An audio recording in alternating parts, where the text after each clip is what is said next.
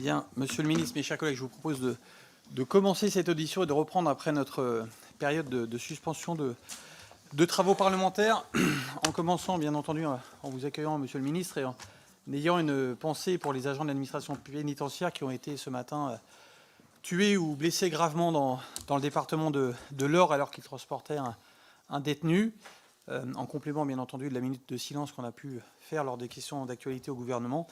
Et une pensée également pour nos gendarmes qui ont été blessés cette nuit encore en Nouvelle-Calédonie, alors que nous aurons nous-mêmes à voter le projet de loi constitutionnelle concernant ce territoire.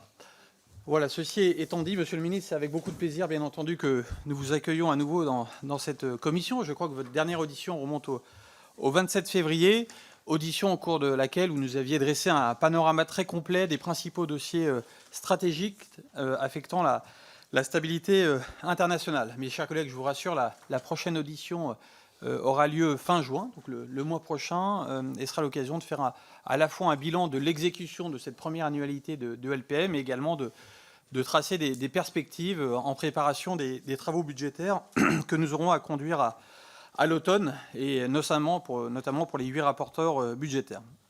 Aujourd'hui, Monsieur le Ministre, votre audition s'inscrit dans le cadre de notre cycle sur la défense globale, mais je doute que, compte tenu de la richesse de l'actualité internationale, sans doute d'autres questions arriveront.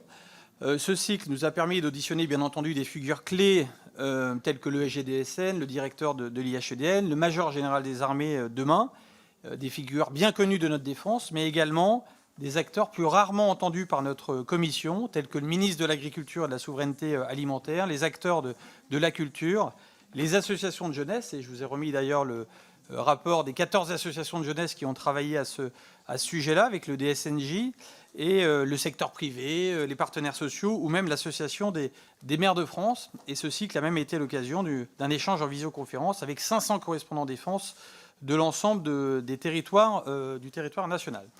Enfin, au-delà de ces auditions qui vont se poursuivre, ce cycle sera alimenté également par les conclusions de 3 missions d'information qui sont en cours, celle de Patricia Lemoine et de Mélanie Thomas sur le lien entre défense et territoire, qui les a amenés notamment récemment en Finlande, celle de Benoît Borda et de Michael Taverne sur l'après-Orion, et celle enfin de Christophe Blanchet et de Martine Etienne sur le rôle de la culture et de l'éducation au sens large dans la défense nationale. Mes chers collègues, dans son introduction à la revue nationale stratégique, le président de la République dressait ce constat. Face à l'histoire qui se durcit, le temps est venu d'une mobilisation plus intégrale. C'est en effet l'une des leçons essentielles de la guerre en Ukraine que d'illustrer que la défense d'une nation repose bien évidemment en premier lieu sur la préparation et l'efficacité de son armée, mais qu'elle dépend aussi largement de l'engagement de l'ensemble des acteurs de la nation. Il importe donc, et je sais que vous en êtes tous convaincus, que chacun soit conscient et prêt à assumer le rôle que la défense de la France peut attendre de lui. C'était une conclusion, pour ma part, que j'avais déjà écrite dans le cadre de mon rapport sur la résilience nationale. Le citoyen est bien un acteur de la défense nationale. Et pour ma part, je vais même jusqu'à dire qu'il doit se sentir personnellement responsable de la défense nationale. Et c'est pourquoi, d'ailleurs, Monsieur le Ministre, nous accueillons, je crois, très favorablement la réforme de la JDC que vous avez impulsée, car les 800 000 jeunes par an qui y passent doivent en sortir renforcés dans leur capacité à participer à la défense de notre pays. Aujourd'hui, alors que la guerre sévit sur le sol européen et qu'on peut craindre son extension, il est devenu essentiel qu'au-delà de la modernisation des forces engagées par la loi de programmation militaire, de promouvoir encore davantage les questions de résilience, de souveraineté et de défense de la nation. Monsieur le ministre, vous en êtes d'ailleurs pleinement conscient, comme on l'a vu lors du vote de la dernière loi de programmation militaire, puisque, au-delà de la cohérence de ce projet, cohérence bien entendu du modèle d'armée et de l'effort capacitaire, vous avez notamment eu un projet de doublement des réserves militaires. Alors bien entendu, cette défense globale ne dépend pas uniquement de vous. Dans notre Constitution, c'est bien le Premier ministre qui est responsable de la défense nationale, et c'est pourquoi nous allons continuer à auditionner certains de vos collègues. Nous aurons l'occasion d'auditionner Bruno Le Maire, le ministre de l'économie et des finances, de la souveraineté industrielle et numérique, la ministre de l'Éducation nationale, Nicole Belloubet. Mais si la défense globale est protéiforme, il semble bien entendu naturel qu'avec l'aide du SGDSN, vous y jouiez un rôle central Et d'ailleurs, la loi de programmation militaire contient diverses dispositions pour contribuer à la résilience de la nation. Enfin, vous retenez du Vietnam, où vous avez participé aux cérémonies d'hommage des 70 ans de Dien Bien Phu, et vous aurez sans doute à cœur de nous parler de la mémoire combattante. Nous sommes donc impatients de vous entendre sur l'importance que vous accordez à cette notion de défense globale et sur la manière, sur comment vous concevez l'articulation des armées avec l'ensemble des autres acteurs. Monsieur le ministre, vous avez la parole. Merci beaucoup, Monsieur le Président. Mesdames, Messieurs les députés, heureux de vous retrouver pour cette audition avec un thème, effectivement, qui est la défense globale. Continuum au fond, d'ailleurs, j'y reviendrai dans un instant, des travaux de la loi de programmation militaire.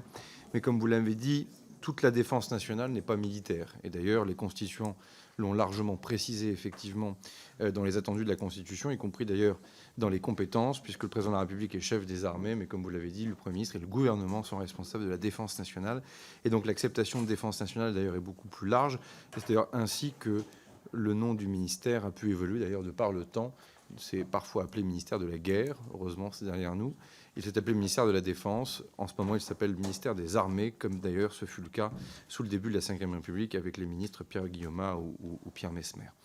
Peut-être, pour ne pas être trop long et rester dans l'ordre du jour, évidemment, de cette contribution sur la défense globale, qui n'est pas du tout une thématique conceptuelle ou purement intellectuelle, mais qui, pour moi, sonne comme étant une des conditions absolues à notre réarmement et à la réalité de ce réarmement. En fait, si on considère que les menaces existent, je pense qu'on a passé beaucoup de temps à en parler pendant nos travaux ici même, des heures durant, de la programmation militaire. Si on considère que ces menaces existent, au fond, est-ce qu'on considère que ce n'est l'affaire que des militaires, que de l'État d'ailleurs, et voire même une affaire que purement budgétaire? Alors, évidemment, ça serait confortable que de pouvoir dire cela en se disant, au fond, qu'on a bien travaillé, que maintenant, il n'y a plus qu'à, et l'exécution de la programmation militaire fera son affaire. Il n'en est rien. On ne peut pas parler d'hybridité, comme nous l'avons fait, de menaces civiles détournées à des fins militaires, sans donc voir, effectivement, que la plupart des champs de réponse vont au-delà même du champ militarisé. Vous avez parlé du ministre de l'Agriculture, la question alimentaire, les questions évidemment de santé, les questions cyber, numériques, on pourra y revenir dans les différentes questions, mais ce sont des sujets qui nous préoccupent beaucoup. Et d'ailleurs, tous les constats qu'on a pu faire pour préparer la LPM, beaucoup se sont malheureusement avérés exacts depuis. Rappelez-vous, sur un certain nombre de ces bancs, vous m'aviez interrogé sur les formats de notre marine et sur les menaces maritimes. On était loin de se douter qu'on se retrouverait avec des frégates qui escorteraient des bateaux de commerce en mer Rouge pour exercer des missions de légitime défense. Bon, et là encore, on est sur un champ purement militaire. Mais si on va sur des champs évidemment autrement plus hybrides, ou duos en tout cas, il est clair que là, il y a beaucoup à dire. Alors, si tout n'est pas dans la LPM, il y a quand même des éléments que nous avons documentés.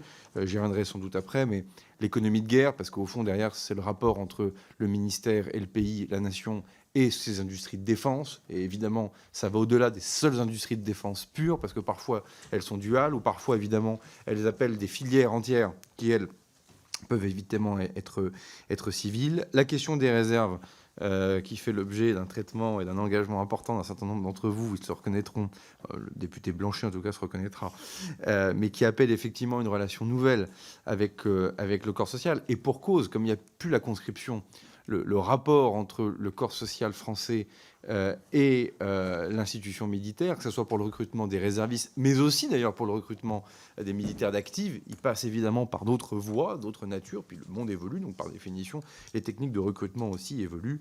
Et puis là aussi, un certain nombre de parlementaires parmi vous se sont largement mobilisés sur nos affaires de plan famille. Là aussi, ça pose la question du rapport du militaire avec son territoire. Or, comme ce n'est pas un ministère jacobin, c'est un ministère très déconcentré aux quatre coins de l'Hexagone, mais aussi des Outre-mer, et même évidemment dans des bases que l'on peut retrouver à l'étranger. Il va sans dire aussi que ce rapport entre le militaire et le territoire est assez particulier, parce qu'il n'est pas complètement le même à Nouméa, à la base aérienne d'Évreux ou à la base navale de Toulon, que sais-je. Donc évidemment, ces particularités-là traduisent aussi des dynamiques territoriales qui sont importantes. Alors vous l'avez dit, il y a deux thématiques sûrement qui sont hors LPM et qui pourtant sont dans le ministère des Armées. C'est toutes les thématiques et politiques publiques autour de la mémoire des anciens combattants, de la secrétaire d'État évidemment, je crois, est venue devant vous ou va venir devant vous. Et donc on est sur des crédits qui sont hors LPM, mais qui sont absolument clés pour ce lien armée-nation d'une part, mais également pour ce qu'est la défense globale. Ça, il n'y a pas de doute là-dessus. Donc là aussi, évidemment, je pourrais répondre à vos questions, notamment parce que nous sommes aussi à quelques encablures du 80e anniversaire de la libération de notre pays et des 2 débarquements, que nous sommes aussi dans ce moment de commémoration et de souvenir de la bataille de Dien Bien Phu et de l'Indochine. Il ne faut pas que le 80e anniversaire de la libération du pays fasse oublier aussi et les autres grands moments de l'histoire de notre armée. Et de cela seulement quelques mois, nous étions, un certain nombre d'entre nous en tout cas, dans la cour des Invalides pour nous souvenir de l'explosion du Drakkar à Beyrouth. Bref, vous avez évidemment, comme c'est une armée d'emploi, vous avez évidemment beaucoup d'opérations extérieures ou beaucoup de campagnes qui font l'objet aussi, évidemment, du devoir de mémoire qui va avec, parfois pas que de mémoire, de réparation encore individuelle, de récompense, de gestion des blessés pour les différents militaires, évidemment, qui ont pu y participer. Puis la deuxième politique publique hors LPM, mais qui est importante, ce sont les politiques publiques autour de la jeunesse. J'ai été ministre des Outre-mer et donc j'ai une affection particulière pour ce dispositif service militaire adapté que vous connaissez bien, mais qui mérite là aussi toujours de se repositionner en fonction de la particularité de chaque territoire insulaire ou en tout cas des différents territoires ultramarins, Guyane compris. Et puis, service militaire volontaire, des expérimentations existent, ou des dispositifs plus anciens comme à Marseille. Et puis, peut-être aussi des éléments nouveaux de recrutement sur lesquels je pourrais revenir tout à l'heure. On a une expérimentation, par exemple, avec des contrats courts volontaires du territoire national, qui sont en fait des choses complètement nouvelles, hybrides, à la fois un moyen de recruter, en même temps une expérience militaire volontaire, cela va sans dire, qui permet à une classe d'âge de se faire une opinion de l'institution et soit décider d'en arriver au constat que ce n'est pas pour elles, ou au contraire qu'elles peuvent rester dans les réserves, ou au contraire qu'elles peuvent rester dans l'armée d'actifs. Et comme je ne veux pas être trop long, je continue sur quelques remarques liminaires sur défense globale, qui est un beau sujet, sur le fait que, sans être ringard, je crois qu'il est temps aussi de faire quand même appel au patriotisme de chacun. Vous voyez, au bout de 2 ans dans ce ministère, avec vous comme commissaire à la Défense, on voit que si on a beaucoup progressé sur l'économie de guerre, sur le terrain purement industriel, c'est l'organisation de la production, la gestion des sous-traitants, des stocks, etc., je pense que cela vous remonte dans vos visites de commissaire à la Défense ou dans vos circonscriptions, on a de plus en plus un problème de finance, de financement des industries de défense, qui se retrouvent confrontés à des problématiques avec le système bancaire, avec les fonds d'investissement, lorsque ces entreprises ne sont pas des sous-traitants liés à la dissuasion nucléaire et se voient objecter précisément d'être un sous-traitant de la dissuasion nucléaire. Jean-Louis Thériault et d'autres avaient largement documenté cela pendant la discussion de la programmation militaire. Enfin, là, voilà un chantier sur lequel je compte bien passer la seconde, pardonnez-moi cette expression, puisqu'on ne peut pas avoir un monde qui se durcit, des difficultés stratégiques ou sécuritaires importantes et un système financier qui considérerait, au fond, que vendre des armes, ou en tout cas produire des armes pour l'armée française, c'est sale et qu'il ne faut pas l'accompagner. Là, il y aura quelque chose évidemment de complètement étonnant. Et donc là aussi, on aura l'occasion d'y revenir. C'est vrai des collectivités territoriales. Vous savez qu'elles ont un rôle historique à jouer sur notre défense nationale. C'est vrai du recensement militaire. C'est vrai des correspondants de défense dans les conseils municipaux. On y reviendra sans doute. C'est vrai du plan famille, je le disais tout à l'heure. C'est vrai aussi de la gestion parfois des friches militaires. Je sais de quoi je parle comme ancien maire de Vernon, puisque les réformes successives, malheureusement, ont créé aussi un désengagement important des armées dans les territoires, parfois pour de bonnes raisons stratégiques. Enfin, il n'en demeure pas moins que les effets sont là. Et les différents CRSD, vous savez, ces outils de redynamisation, sont à faire vivre par les élus. Et ce n'est pas complètement hors sujet précisément de la défense globale. En tout cas, là aussi, on pourra y revenir sans doute. Et puis enfin, pour ouvrir, je pense qu'il faut refuser parfois désormais un débat et en susciter un autre. Je commence par celui qu'il faut susciter. C'est que la défense globale passe aussi par la recherche, les think tanks, la dimension intellectuelle. Je pense que les débats que nous avons eus, par exemple, sur la dissuasion nucléaire dans l'hémicycle pendant la programmation militaire, avaient permis justement de nourrir une partie de la réflexion. Enfin, on ne peut pas attendre une LPM tous les 5 ans pour qu'il y ait un débat. Donc, on y revient. Là aussi, ces sujets qui sont portés désormais par Academ, par exemple, qui est le rassemblement, vous savez, des différents organismes de recherche, par l'IHEDN. Vous êtes un certain nombre à avoir participé à ces différentes sessions. Enfin, là aussi, la dynamique de défense globale, elle passe aussi par des rendez-vous intellectuels. Et ça, je crois qu'il faut effectivement le susciter et ne pas le refuser. Puis un débat peut-être qu'il faut essayer d'organiser. Je l'ai dit à plusieurs reprises, mais je pense que si on croit vraiment à la dimension de défense globale, je pense aussi qu'il faut arrêter de mettre les armées à toutes les sauces. Et que lorsqu'il y a une grève des boueurs ou de conducteurs de bus, telle n'est pas ma surprise de recevoir des courriers au ministère de gens qui considèrent au fond que parce qu'il y a grève, les militaires pourraient donc être réquisitionnés pour faire ces métiers. Bon, déjà, les militaires français ne sont pas là pour briser des grèves, accessoirement.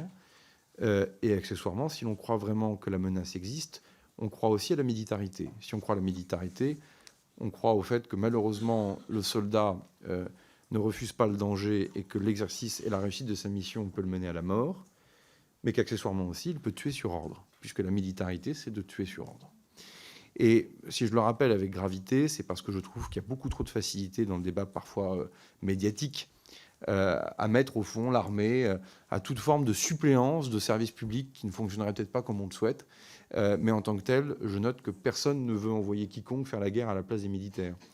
Donc je le pose là aussi pour la réflexion de ce cycle d'audition, Monsieur le Président, sur défense globale. C'est que ça appelle aussi d'avoir les idées très claires sur la place du soldat dans la société et ce que l'on attend de lui.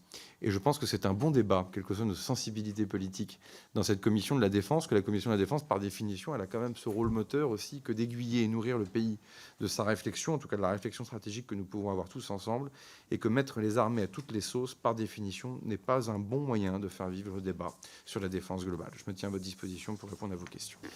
Merci, Monsieur le Ministre, pour ces propos introductifs.